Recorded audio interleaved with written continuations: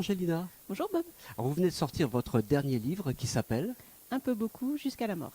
Waouh, tout un programme. Ouais. Le pitch en quelques mots. Alors en quelques mots, on va retrouver l'équipe d'enquêteurs du coup des deux premiers romans, donc avec Joy et son équipe. Là, l'équipe elle est un peu cabossée au début du livre par rapport à ce qui s'est passé dans les précédentes enquêtes. Donc il y a beaucoup d'émotions qui sont là et qui séparent un peu les membres de l'équipe. Il y a de la tristesse, il y a beaucoup de colère aussi. Donc voilà, on démarre vraiment l'histoire sur une équipe de gendarmes un peu cabossés. Et puis ils sont appelés sur une scène de crime un peu spéciale, c'est une mort suspecte. Ils vont se rendre compte que le couple qui est décédé, le mari faisait partie des alcooliques anonymes. Et puis ils vont remonter la piste, ils vont se rendre compte qu'il y a eu plusieurs affaires de ce genre dans les années précédentes. Et en parallèle, on suit en fait une femme qui envoie des lettres souvenirs à son père. Ouais.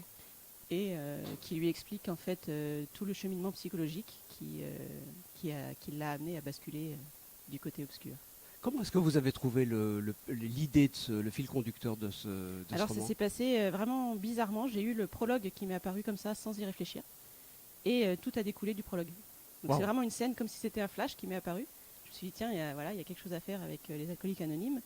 Et puis de ce flash a découlé toute l'intrigue. C'est un page turner, j'imagine, suspense comme vous savez faire. C'est les retours que j'ai en tout cas, oui. Voilà. Et ça se lit indépendamment des deux premiers ou est-ce qu'il faut avoir lu impérativement le début pour comprendre ce qui se passe? Il vaut mieux avoir lu le début parce que c'est une enquête indépendante par rapport aux deux premières. Mais il y a quand même des réponses apportées par rapport à des choses qui sont restées en suspens dans les deux premières histoires. Donc j'imagine une suite aussi, c'est des personnages récurrents. Oui. Voilà. Oui. C'est déjà en gestation, c'est déjà en projet dans votre esprit? Alors le 4e sera un one-shot, mais je reviendrai aussi avec cette équipe-là plus tard. Oui. D'accord. Ouais. Alors celui-ci, il y a une petite particularité, c'est qu'il n'est pas sorti encore en librairie, je crois. Hein. Il est en exclusivité France Loisirs pendant 6 mois. Donc là, comme il est sorti au mois d'août, je pense qu'il sortira en librairie au mois de février-mars l'année prochaine.